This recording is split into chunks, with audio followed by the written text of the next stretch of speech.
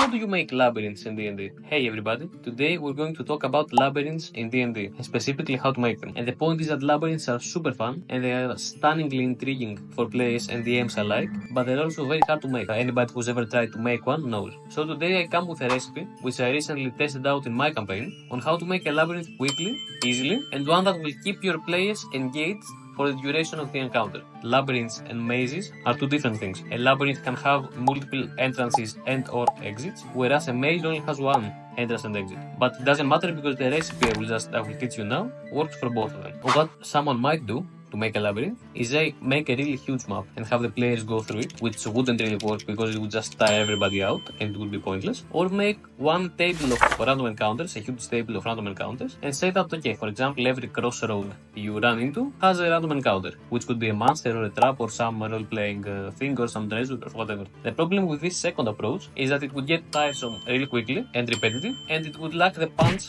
that you want your labyrinth to have. So to fix those issues, what I did is I created a multi-layered labyrinth. Okay, that's the first secret of my recipe, the levels. So basically what I did is I took the labyrinth and I created 3 different levels. The surface level, because it is underground, underwater actually, the surface level, the mid level, and the deep level. And as you go down, it becomes exponentially harder. And what I did is I established the difficulty level of each layer through context, through lore and speaking with NPCs who live around the labyrinth. So the players now know that in the first layer it's kind of hard, but they can do it. The medium layer is difficult for the party, possible but difficult, and they also know that the deep layer is almost impossible for them. Right? They know that if they go down, it will be very dangerous, with a high probability of someone dying or everybody dying, but also there will be lots of good treasure and challenges.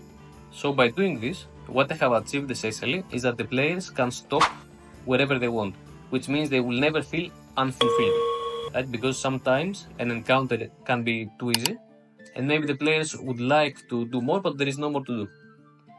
In this case, there is the deep level, and the deep level is designed so that if the players want to go into it, they know exactly what they're getting into, they know the risk, and they just feel like playing out that scenario. Right? They feel like embracing that risk and danger. Now, to complement this level system, what I did is I had a quest that drove the players into the labyrinth, and the quest objective was an encounter on the second level of the labyrinth, the medium level. That way, when they got there, they did their objective. If they felt it was too easy, or if they felt they wanted more, or if they felt they wanted to take meaningless risk, they could go down. Otherwise, they would just return, and maybe they would return at some later point to try out the deep levels of the labyrinth. And that worked out spectacularly. The second thing in my recipe, after the levels, is how to handle navigation, because navigation can be tricky in the labyrinth for the very simple fact that you want the players to get lost. And the first thing they will tell you is, okay, we keep track of the turns we took so we can easily go back the way we came. And this doesn't work because in the labyrinth, you want the players to feel trapped. You want them to feel that, okay, we went too deep, and now we have no idea where we are or how long it will take us to get out or how to get out. And this creates a feeling of despair in them, a feeling of, despair. But when you actually get to making it, the practical issue of how to make them be lost without taking away their agency is difficult to do, because you will think, okay, I will have a monster take down some tunnel, destroy some tunnel. Okay, that will happen once. Maybe the second time they enter, that will not be able to happen. Or maybe you have that encounter in mind, that the monster breaks the wall, but the way it happens in the actual encounter, it feels you are forced to do it in a way that feels artificial, like you did it on purpose to make them get lost, right? And I tried a lot of things to work around this issue. In the end, the best solution I found was just to pull a sneaky one on them, and I said that this ancient queen that exists in my setting, it could be anything in your setting, basically there is ancient magic that is affecting this entire labyrinth, and it makes the passages turn around and scramble when nobody's looking. So basically, unless they leave someone behind to actively be there and keep on watch on the turn, it will get scrambled, and it will be impossible for them to find their way back. Now, obviously, this is a little bit hand-wavy, right? It's not the recommended way to do things in general, but in this case, I believe it is the best solution, because it accomplishes all your objectives, and I don't think there is a very good solution outside this one. Also, on the topic of navigation, the way I did it, there was a guide with them at the labyrinth that let the players accelerate their ascent or descent into the labyrinth, which brings us to the third part, which is the encounters of the labyrinth. Now, for the encounters, what I did is, for each of the 3 levels, the surface, the medium, and the deep, I created created a table of 20 encounters, which I balanced. There are some monsters, there are some traps, there is some treasure, there are some special encounters. For example, in the first 2 layers, the special encounter was the cleaner, which is a giant worm that just goes through and cleans everything. And there is a chance they need to roll an easy skill check to dodge the worm, but if they fail, there is a very good chance someone will die. And that increases the lethality of the labyrinth, and most importantly, the perceived lethality of the labyrinth. And for the deep layer, what I did is, if you roll really bad, and you're in the deep layer, which means you know that you are in a very extreme danger, there is a wandering boss,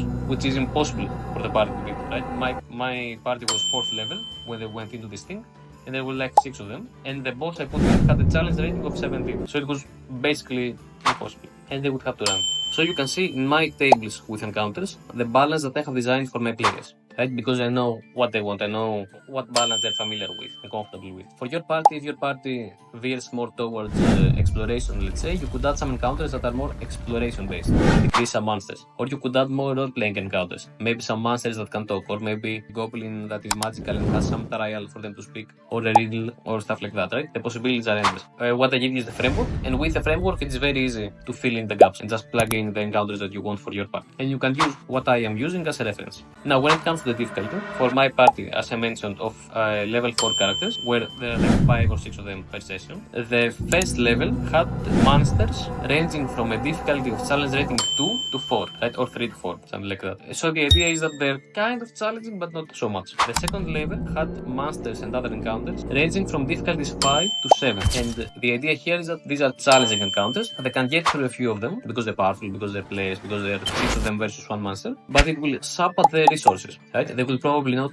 die at this level. And in the deep level, I put in monsters at challenge rating 8 and above, which means that every fight will have the risk of TPK, but with enough of them and with enough resources, it's possible to defeat 1 or 2 monsters, depending on what they get, right? Because if they get a challenge rating 11 monster, goodbye. Or the ultra boss, which is challenge rating 17. So this is the encounters. Okay, now back to navigation. How do you go through this? I set the rules as follows. They go into the dungeon, they explore for like a few minutes, and then I roll the die, and they get some encounter. Obviously, this can take a long time, right? If they want to go from the upper level to the middle level, they will need to roll the die a good number of times and go through a lot of encounters until they reach it, right? And vice versa, if they want to exit the labyrinth, it could take them a long time to exit, because the chances of getting an exit is like 10%. So what I did is I gave them a guide, and what the guide does in the early and middle levels, of which the guide is familiar, it lets them choose a destination, which can be a staircase going up or staircase going down. They have 3 encounters until they reach a destination, or they could reach it sooner if the die rolls well. But in the worst case, 3 encounters, as long as they have the guide. The guide basically expedites the retreat and their advance. If they lose the guide in the labyrinth, if it dies to some monster,